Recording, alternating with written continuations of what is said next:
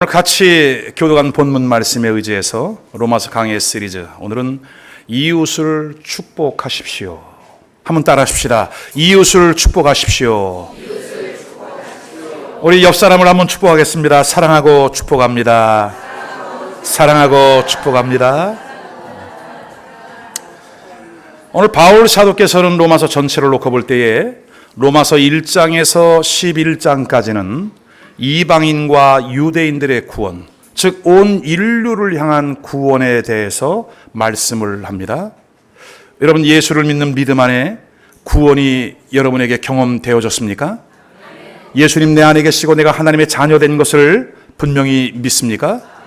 자, 근데 이제 12장부터 16장까지는 그렇다면 구원받은 하나님의 사람들이 어떻게 살아야 할 것인가?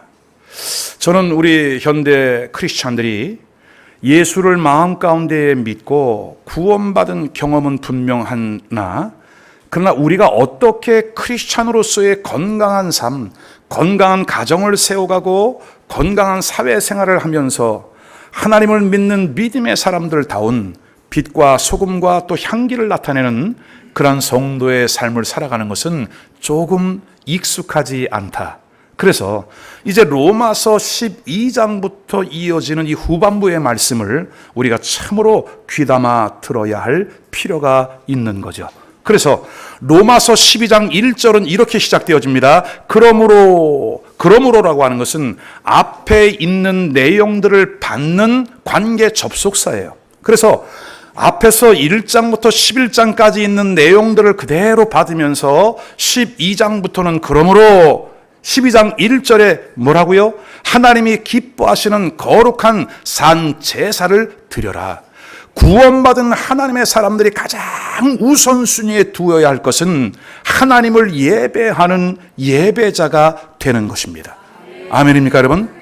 두 번째는 2절에서 뭐라고 말씀하느냐? 너희는 이 세대를 본받지 말고 하나님이 기뻐하시고 또 선하신 뜻이 어디에 있는지 그 하나님의 온전한 뜻을 분별하는 사람이 되어라. 오늘 이 시대엔 너무나 많은 이단의 역사들, 그리고 세속주의와 인본주의와 이 혼합주의적인 것들이 복음 안에 슬쩍 들어와 있으니까 많은 사람들이 이 복음이 변질되어져 가고 하늘에 속한 백성으로서의 정체성을 잃어버리는 경우가 너무나 많이 일어나고 있는 현실. 그러므로 이 세대를 본받지 말고 하나님의 뜻을 분명히 이해하며 살아가라. 아멘. 세 번째는 3절로부터 그 이후에 믿음의 분량대로 살아가라. 믿음의 분량대로 봉사라. 세 번째는 봉사의 삶을 살라는 거예요. 그럼 봉사는 어떻게 하느냐? 3절에 믿음의 분량대로 봉사를 하라. 6절에서 8절까지는 주님이 우리에게 주신 성령의 은사, 로마서 12장에 표현하고 있는 7가지 은사, 성령의 은사를 따라서 하나님의 교회를 섬기고 봉사하라. 아멘. 그리고 19절로 13절까지는 사랑을 따라서, 여러분, 교회는 그래도 가장 중요한 것이 사랑인 거예요. 아멘. 서로를 뜨겁게 사랑하고 격려하고 위로하는 은혜가 있기를 바랍니다. 그래서 사랑을 따라서 봉사하라. 자, 이제 오늘 본문의 말씀을 귀담아 들어야 할 시간이 되었습니다. 이제 오늘 본문의 말씀은 구원받은 크리스찬들이 어떻게 살아가야 하는가, 성도들의 사회생활, 특별히 인간관계에 대해서 우리에게 말씀을 하고 있습니다. 그래서 오늘 본문의 핵심은 18절 말씀인 거예요. 자, 18절 말씀을 우리 다 같이 다시 한번 읽어보겠습니다. 시작. 할 수 있거든 너희로서는 모든 사람으로 더불어 뭐하라? 평화하라. 예수 그리스도를 믿는 사람들은 어느 곳에 가든지 피스 메이커가 될 수 있기를 주님의 이름으로 축원합니다. 예수님도 상상수훈을 말씀하시면서 7번째가 뭐예요, 여러분? 화평케 하는 자는 복이 있나니 하나님의 아들이라 일컬음을 받으리라. 우리가 구원받은 하나님의 자녀라면 그 따르는 증거 중에 하나가 뭐냐? 어느 곳에 가든지 화평케 하는 피스메이커가 되어질 수 있어야 한다. 아멘입니까, 여러분? 자, 그러면 우리가 많은 사람들과의 관계 속에서 평안한 관계, 서로 피스메이커로서의 그 역할을 감당해야 하는 이유는 뭐냐면 세상 사람들은 예수를 믿는 저와 여러분을 주목합니다. 그리고 저와 여러분이 그들에게 모든 좋은 관계를 가져야 할 이유는 뭐냐면 궁극적으로 인간 관계에서 끝나는 것이 아니라 우리는 그들을 누구에게로? 주님께로 인도해야 할 의무가 우리에게 있기 때문인 줄로 믿으시기를 바랍니다. 그러면 우리가 어떻게 해야 많은 사람들, 모든 사람들과 화평한 관계를 유지할 수 있을까요? 회복할 수 있을까요? 오늘 본문으로 좀 더 우리가 들어가 보기를 원합니다. 오늘 본문 전체를 보면 여러분이 교독하면서 읽으셨을지 모르겠습니다. 오늘 본문의 특징은 뭐냐면 교차적인 명령 형태로 진행이 됩니다. 전체 5번에 걸쳐서 이렇게 말을 하죠. 14절, 나를 핍박하는 사람을 저주하지 말고 축복하라. 하지 말라, 하라. 한번 따라 하십시다. 하지 말라. 그리고 이것은 하라. 그렇죠. 우리가 하지 말아야 할 것과 해야 할 것, 인간관계 속에서 우리 성도들의 사회생활 속에서 아주 중요한 5가지 팁을 우리에게 주고 있습니다. 두 번째는 16절에 교만하지 말고 지혜로운 척하지 말고 겸손하라. 17절 아무에게도 악을 악으로 갚지 말고 선한 일을 뭐하라? 도모하라. 19절 원수 갚지 말고 하나님의 진노하심에 맡겨라. 21절 악에게 지지 말고 선으로 악을 이겨라.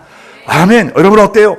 우리가 해야 할 것과 하지 말아야 할 것을 아주 명료하게 우리에게 교훈을 하고 있죠.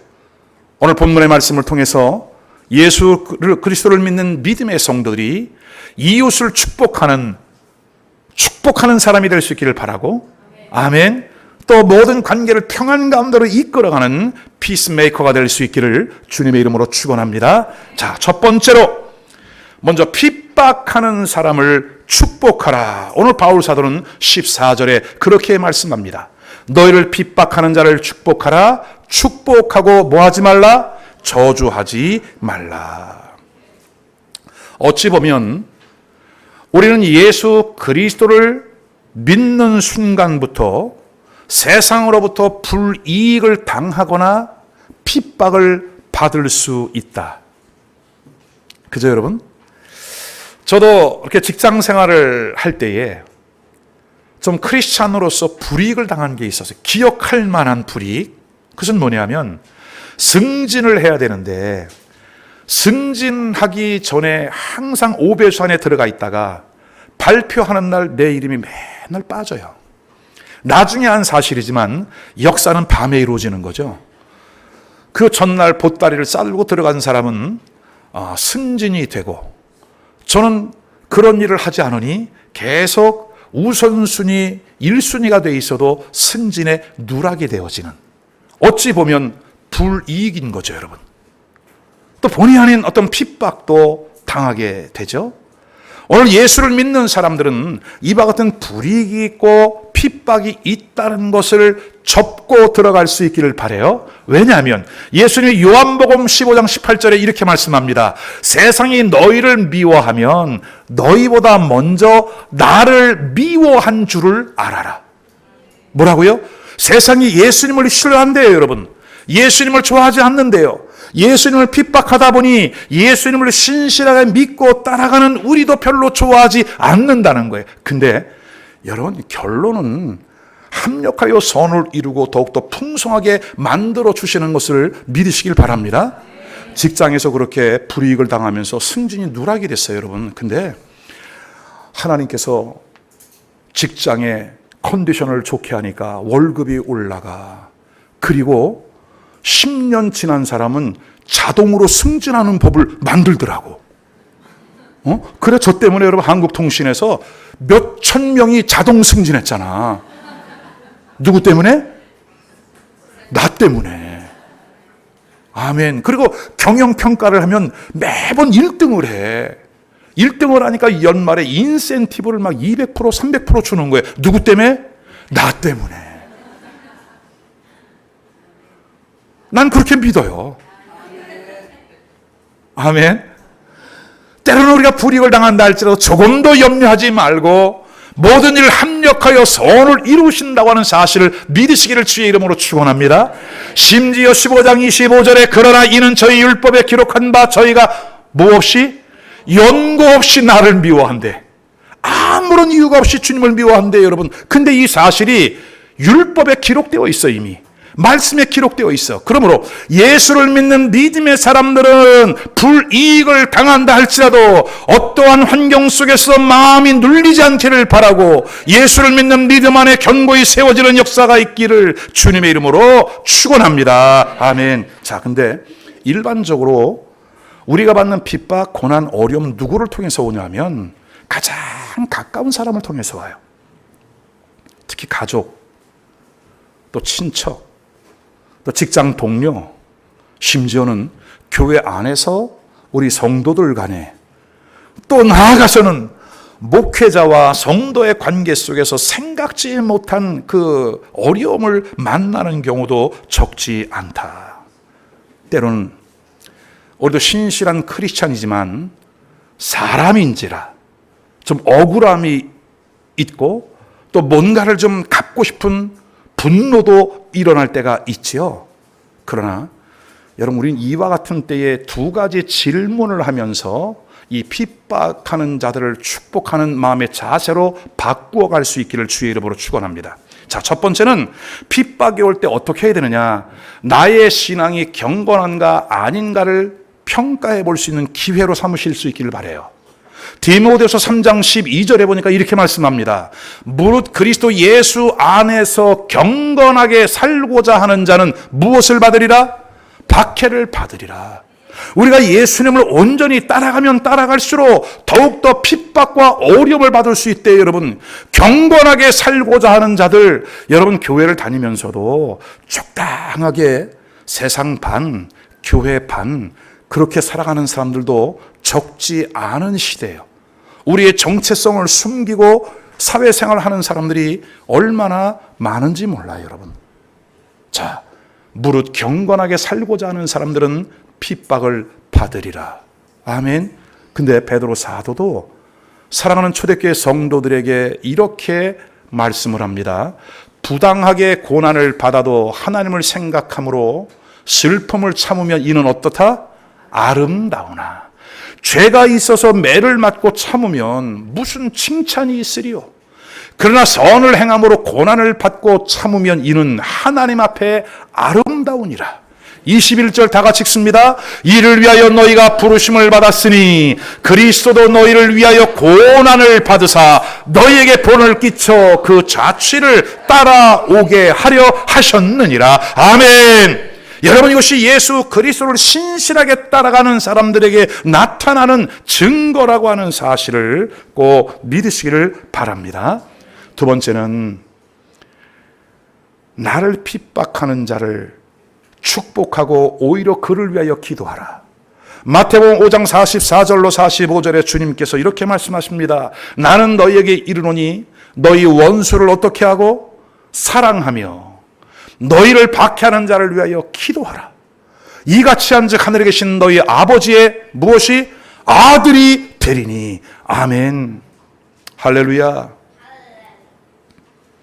너희 원수를 사랑하며 너를 박해하는 자를 위하여 오히려 기도하라.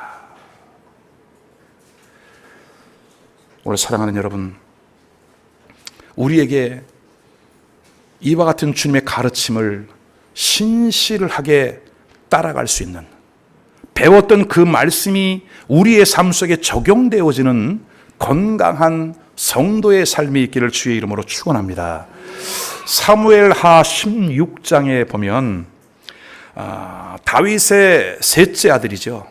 압살롬이 아버지를 반역합니다. 그리고 구테타를 일으킵니다. 그때에 그 변절했던 시므이라고 하는 자가, 그는 사울의 친척이었죠.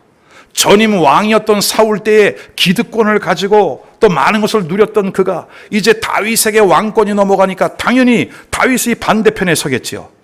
아들에게 의하여 쫓겨가는 그 신세가 되었던 그 다윗을 향해서 돌팔매질을 하고 저주를 퍼붓고 욕을 쏟아붓기 시작을 합니다. 그때 다윗의 충복 중에 한 사람이었던 아비새라고 하는 사람이 칼을 뽑아 그를 죽이려 합니다.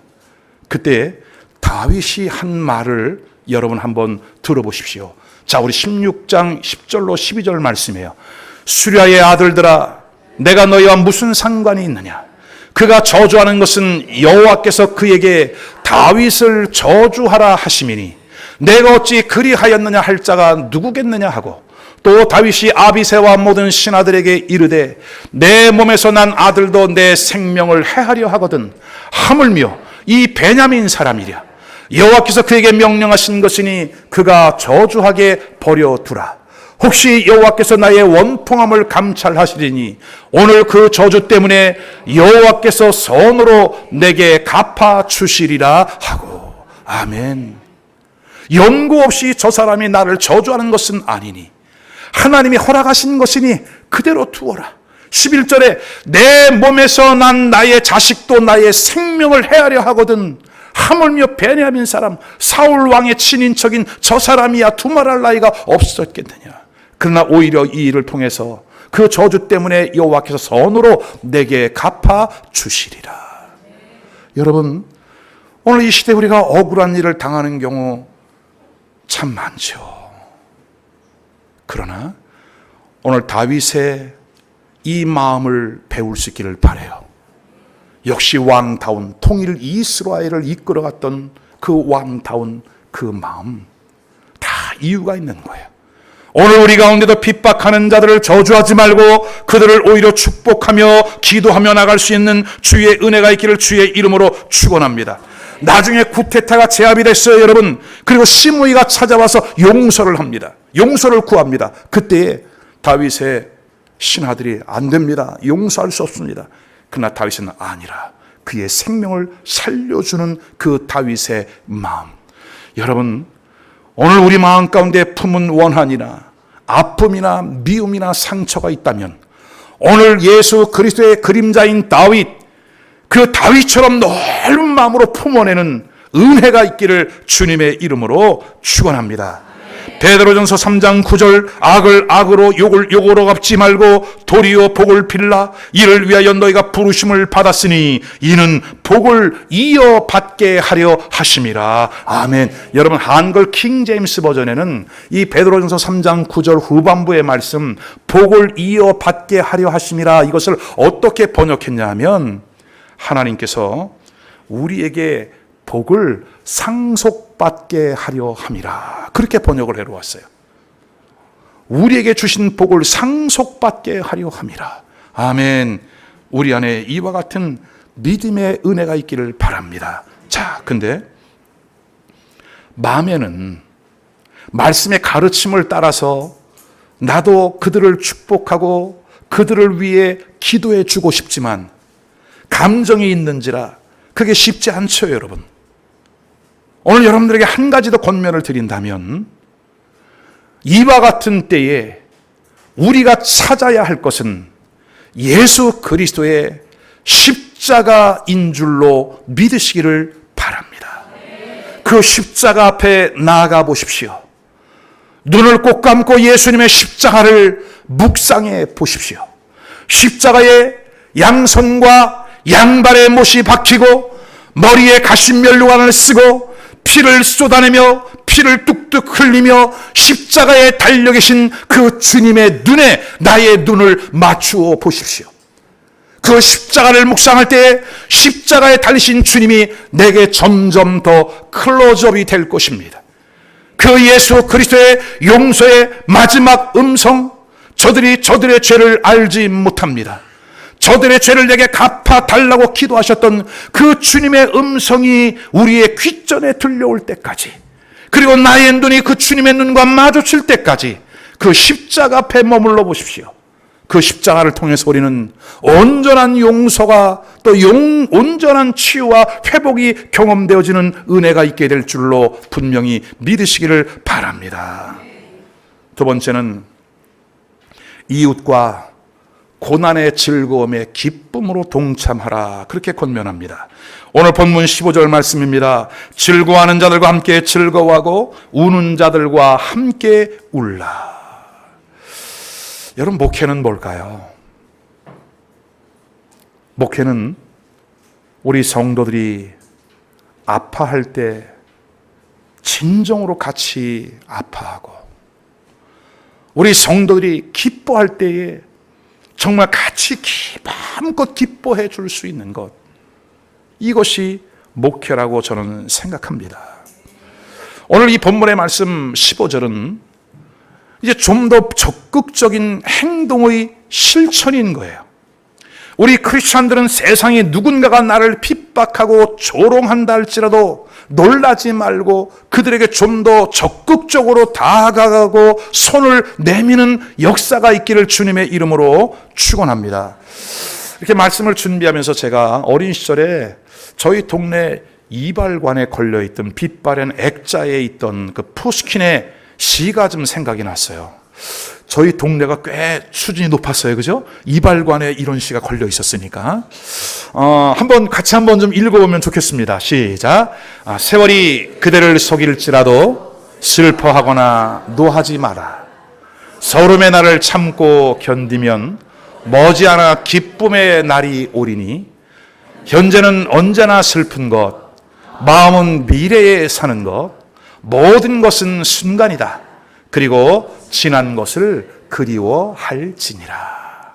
여러분, 지금 내가 받고 있는 고난과 핍박과 어려움의 순간들, 지금은 참 힘들죠. 그러나 세월이 지나고 나면 그때의 그 시간이 나를 바르게 세웠고, 이 세상을 이길 수 있는 힘을 얻게 되었고, 이 세상에 과연 어떠함을 알게 되고 배울 수 있는 교훈의 시간이었다라고 하는 것입니다.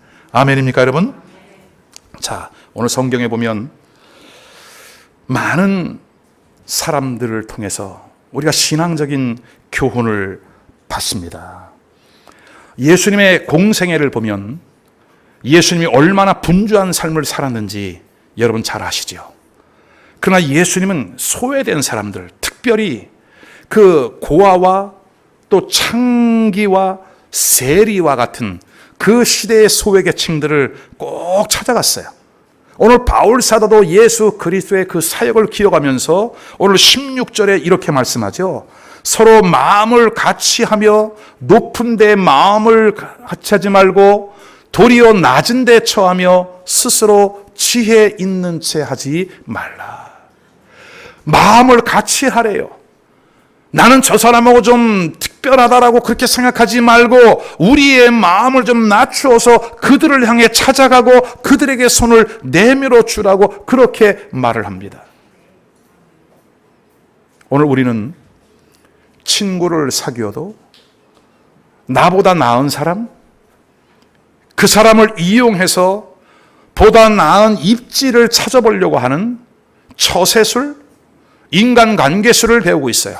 그러나 우리 예수님은 그 시대에 아주 소외된 사람들, 가난한 사람들, 외로운 사람들, 손가락질을 당하는 그들에게 찾아가셔서 기꺼이 같이 식사를 나누면서 가난한 자들에게, 외로운 자들의 친구가 되어줬던 우리 주님 예수 그리스도. 오늘 우리 안에도 이와 같은 소외된 자들을 찾아가지고 그들과 함께 기뻐하고 그들과 함께 아파하는 우리 성도들이 될 수 있기를 주님의 이름으로 축원합니다. 저는 요즘 이런 생각을 해요. 우리 성도들도 지금 개인적으로 보면 받은 상처와 이 아픔과 이 소외됨들이 참 너무나 많으세요. 그러나 우리 예수님은 어떤 분이시냐? 우리 예수님은 상처 입은 치유자예요. 헬린 나우에니슨 상처 입은 치유자, wounded healer. 여러분, 예수님도 모든 것이 완벽했기 때문에 우리를 치유하지 않으셨어요. 그분은 채찍에 맞으시고 조롱을 당하시고 핍박을 받으시면서도 메시아로서의 그 역할을 능히 감당하셨어요. 여러분, 수가성 사마리아의 한 여인, 요즘으로 말하면 보통 사람들의 입에 오르내릴 만한 남편이 5이나 있으나 그 남편도 부족했던 그 여인. 그러나 그 여인을 찾아가 만났더니 그 여인의 입에서 오늘 내가 메시아를 만났다. 그렇게 고백을 하고 외칠 수 있게 그의 삶을 바꾸어 주셨던 우리 예수님의 모습. 아멘입니까, 여러분? 많은 사람들에게 돌로 매를 맞아 죽을 수밖에 없는 간음하다가 현장에서 잡힌 그 여인. 그러나 예수님이 그 여인을 보호해 주면서 그 여인이 눈물로 그의 인생의 고백을 할 수 있게 했던 그 삶의 변화. 여러분, 그렇다고 해서 우리 예수님이 간음한 사람들을 다 보호하고 그들을 인도해 주는 것은 아니지요. 다시는 이와 같은 죄를 짓지 말라. 아멘. 약한 자의 편에 서서 그들이 환경을 이겨내고 사람들의 따가운 눈총과 그 시선들을 이겨낼 수 있도록 친히 보호해 주셨던 주님. 여러분, 목사인 저도 마찬가지지요. 지나간 세월 속에 많은 연약함이 있었습니다. 단점도 참 많습니다. 자주 넘어졌습니다. 그러나 그때마다 주님이 저를 이렇게 세워주시고 저를 막아주시고 보호해주시고 오늘 이 시간 이 자리까지 인도해 주시면서 참으로 예수 그리스도를 마음껏 자랑하고 마음껏 나타낼 수 있는 믿음의 사람으로 세워졌다면 오늘 우리 사랑하는 여러분들에게도 동일하신 주의 은혜와 은총이 함께 할 수 있기를 주님의 이름으로 축원합니다. 예수님께서 십자가에 달려 죽으시기 전날 밤 사랑하는 제자들과 만찬을 나누셨습니다. 그 자리에서 예수님이 허리에 수건을 동이시더니 제자들의 발을 씻겨주시는 거예요. 제자들이 깜짝 놀랐습니다. 왜냐하면 그때 당시에 발을 씻겨주는 것은 천한 신분인 종들이나 하는 거거든요. 근데 3년 동안이나 따라다녔던 자기들이 존경하는 그 선생이신 예수님이 자기들의 발을 씻겨주니 깜짝 놀랐지요. 당혹스러웠습니다. 그때 예수님이 제자들에게 이렇게 말씀합니다. 내가 주와 또는 선생이 되어 너희 발을 씻겼으니 너희도 서로 발을 씻기는 것이 옳으리라. 서로 발을 씻겨주는 게 옳대요. 여러분 보세요. 이제 이 사건 이후에 예수님 십자가에 죽으십니다. 그리고 잠시 후에 다시 살아나십니다. 하늘로 올라가십니다. 그리고 제자들에게 성령을 보내고 성령을 받은 제자들이 예수 그리스도 복음의 증인이 되었습니다. 오늘 예수님이 친히 이와 같은 본을 보이신 것은 뭐냐? 예수님을 믿는 믿음의 사람들이 교회가 앞으로 만날 사람들을 어떻게 섬겨야 함을 예수님이 미리 보여주신 줄로 믿으시기를 바랍니다. 여러분, 어찌 보면 이번 한 달 동안 저와 우리 집사람이 이 컨벤시아 대로와 센트럴로를 중심으로 해서 이 송도 땅을 돌고 있지만 제 마음은 무릎으로 가고 싶은 마음이에요. 하나님, 이 영혼을 살려주십시오. 하나님, 이 땅을 축복해 주십시오. 한계가 있어 송도 땅에 머물고 있으나 인천과 대한민국을 살려주십시오. 철저히 회개하고 주님의 생명을 경험하는 우리 민족이 되게 하시고 이 민족의 부흥을 다시 한번 경험하고 나라와 민족과 열방을 뒤흔들어 깨우는 마지막 주자의 사명을 감당할 수 있게 해주십시오. 왜 무릎인들 꿇지 못할까요? 오늘 우리에게 진정한 사랑과 그 섬김의 마음으로 복음을 전할 수 있기를, 그러한 삶을 살아갈 수 있기를 주의 이름으로 축원합니다. 그래서 오늘 15절에 즐거워하는 자들과 함께 즐거워하고 우는 자들과 함께 울어라. 우리 옆 사람하고 인사 좀 한번 해봐요. 손을 꼭 잡고 내가 있잖아.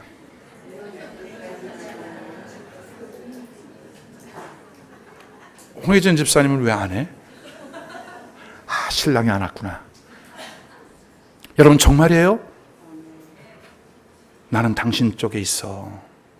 I'm your side. 나는 내 편이야. 내가 기도해 줄게. 또 인사 한번 해봐요. 내가 기도해 줄게. I pray for you. Dr. Shama. 내가 기도해 줄게. 아멘. 여러분 어떻게 옆 사람 눈에 지금 진정성이 있어 보여요? 할렐루야, 감사해요. 내일 새벽에 다 나오겠네. 주여 감사합니다. 끝으로 세 번째, 이웃과 함께 평화를 누리십시오. 자, 오늘 본문 17절과 18절을 보십시다. 아무에게도 악을 악으로 갚지 말고 모든 사람 앞에서 선한 일을 도모하라. 18절 다 같이 할 수 있거든 너희로서는 모든 사람과 더불어 화목하라. 여러분, 이 세상에 교회가 많은데 왜 세상은 점점 더 이렇게 변화가 되지 않고 타락해 갈까요? 가장 큰 이유는 교회와 성도들의 삶이 바뀌지 않기 때문에 그런 거예요.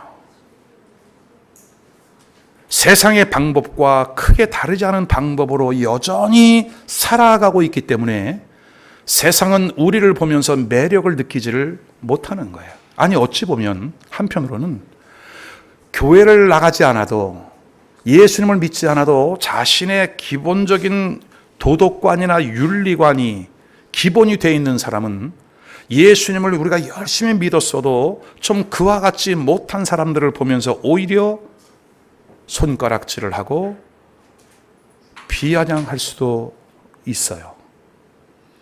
이와 같은 시대 속에 이제는 예수 그리스도를 믿는 저와 여러분이 우리의 정체성을 다시 한번 잘 회복해 갈 수 있기를 주님의 이름으로 부탁합니다. 오히려 예수를 믿는다 하면서 자기 주장이 더 강해지고 기득권을 누리려 하고 절대로 양보하지 않고 자기의 희생과 어떤 순종, 헌신의 대가를 지불하려 하지 않는 그와 같은 마음들. 여러분, 어떻게 보면 교회는 사람이 많이 모이는 게 중요하지 않아요.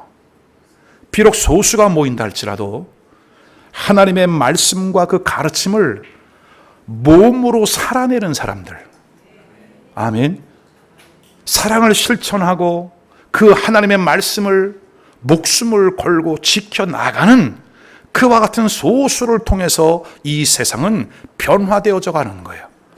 실수가 없으신 주님께서 이 세상을 복음으로 변화시켜 가는데 가장 필요한 인원을 딱 12명으로 본 거예요. 몇 명으로요? 우리 같으면 다다익선이라고 좀 수많은 사람들을 세워서 그들이 세상을 변화시켜 가면 빨리 복음화가 되지 않았을까요? 그러나 우리 주님은 12명이면 족하다. 아멘. 예수 그리스도의 신실한 제자들을, 말씀을 따라가는 그 12명을 통해서 지금 세계가 복음으로 변해가고 있음을 믿으시기를 바랍니다. 할렐루야. 오늘 바울 사도 역시 너희가 모든 사람 앞에서 선한 일을 도모하라. 모든 사람으로 더불어 화평을 하라.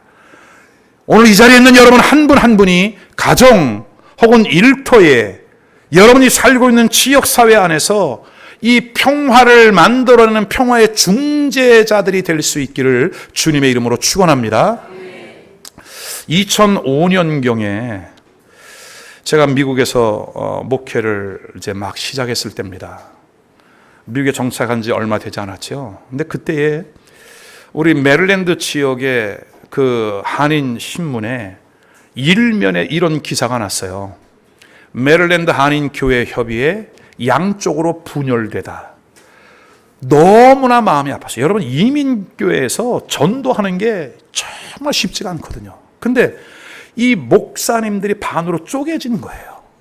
갈라졌습니다. 이것이 지역신문 일면의 탑기사로 실렸어요.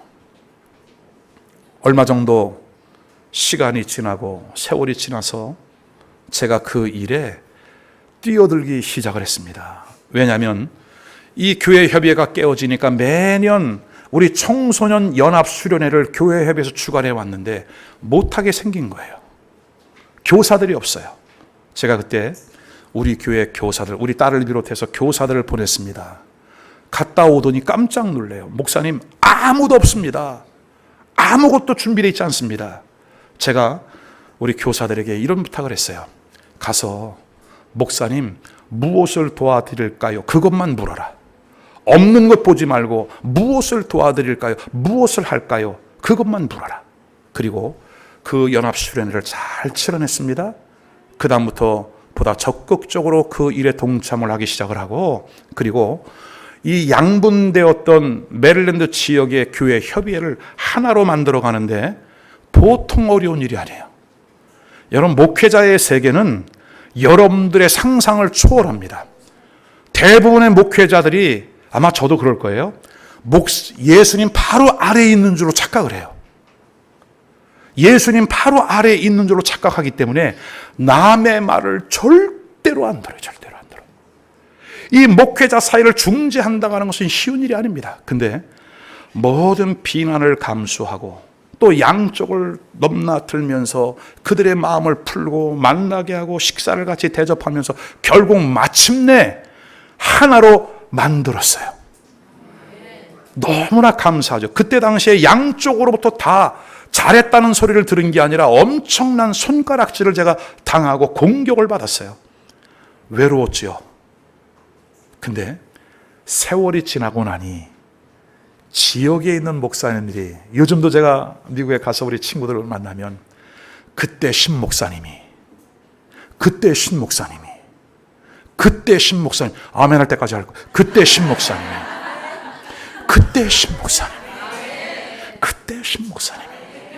지금 여러분 얼마나 그 모임이 은혜롭게 활성화되어져 가는지. 오늘 예수를 믿는 우리에게는 이와 같은 중재자적인 능력이 있음을 믿으시기를 바랍니다. 아멘. 믿습니까 여러분? 그래서 오늘 19절 말씀, 내 사랑하는 자들아 너희가 친히 원수를 갚지 말고 하나님의 진노하심에 맡겨라. 기록되었을 때 원수 갚는 것이 내게 있으니 내게 갚으리라고 주께서 말씀하시니라. 아멘. 여러분, 원수 갚는 일을 친히 하지 마세요. 저는 주님께 맡길 때의 유익을 두 가지로 말씀드리려고 그래요. 첫 번째는 뭐냐? 우리 주님이 하시면 절대로 후유증이 없다. 사람이 나서서 하면요 후유증이 생겨. 제가 엄청나게 후유증을 겪었잖아요. 자, 두 번째는 주님께 맡기면 완벽하게 해결돼. 할렐루야. 이것이 영적인 원리입니다, 여러분. 아멘. 주님께 맡기세요. 여러분이 직접 팔고도 붙이면 더 큰일 납니다. 주님께 맡기고 주님을 의지할 수 있기를 주의 이름으로 축원합니다. 저는 그래서 어떤 인간관계든 우리가 교회 안에서 어떤 일을 결정할 때든 저는 가장 먼저 하는 게 무릎을 꿇는 거예요. 무릎을 꿇고 주님의 얼굴을 구합니다. 그리고 주님이 그 마음 가운데 내면적인 확증과 말씀을 약속으로 주시면 그때는 100% 밀고 나가는 거예요. 우리 주님이 보장하시는 거니까. 아멘. 자, 결론입니다. 이제 말씀을 좀 정리합니다. 오늘 바울 사도는 지금 이 교회가 어디에 있는 거예요? 로마에 있는 겁니다. 그때 당시에 가장 강력한 힘을 가진, 군사력을 가진 로마 사람들, 그리고 세계를 제패하고 가장 세계에서 잘 사는 그 나라. 오늘 크리스찬들, 그들이 볼 때는 너무나 미미해 보이죠. 너무나 연약해 보이죠. 그러나 오늘 너희는 그들 안으로 들어가라는 거예요. 그들의 삶 안으로 같이 들어가 함께 먹고 마시고 우는 자들로 함께 울고 웃는 자들로 함께 웃으며 그들과 하나가 되어라. 아멘. 주님이 우리에게 베푸신 그 사랑을 그들 가운데 나타내라. 그렇게 말씀하고 있는 겁니다. 자, 12장 20절로 21절 말씀. 너의 원수가 줄이거든 먹이고 목마르거든 마시게 하라. 그리함으로 내가 숯불을 그 머리에 쌓아 놓으리라. 악에게 지지 말고 선으로 악을 이겨라. 아멘. 한번 따라 하십시다. 미움의 화살이 날아오거든 사랑의 대포를 쏴라. 아멘. 오늘 우리에게 이와 같은 사랑의 능력이 있는 줄로 믿으시기를 바랍니다. 마지막으로 아시시의 성자 성 프란시스의 평화를 구하는 기도 잘 아시죠? 우리 이 기도를 한번 따라하고 오늘 말씀을 마치려고 합니다. 주여, 나를 평화의 도구로 써 주소서. 미움이 있는 곳에 사랑을, 다툼이 있는 곳에 사랑, 분열이 있는 곳에 하나됨을, 잘못이 있는 곳에 진리를, 의심이 있는 곳에 믿음을, 절망이 있는 곳에 희망을, 어둠이 있는 곳에 빛을, 슬픔이 있는 곳에 기쁨을 가져오는 자가 되게 하소서. 위로받기보다는 위로하며, 이해받기보다는 이해하며, 사랑받기보다는 사랑하게 하여 주소서. 우리는 줌으로써 받고 용서함으로써 용서받으며, 자기를 버리고 죽음으로써 영원한 생명을 얻기 때문입니다. 아멘. 우리 이용혜 집사님, 최성희 집사님 네 분이 다음에는 이 평화를 구하는 기도를 좀 특별 찬양으로 해주셨으면 좋겠다 하는 마음의 생각이 들어요. 그러나 결정은 아니니까 나중에 한번 또 물어보도록 하겠습니다. 기도하겠습니다. 오늘 우리 주신 말씀을 기억하면서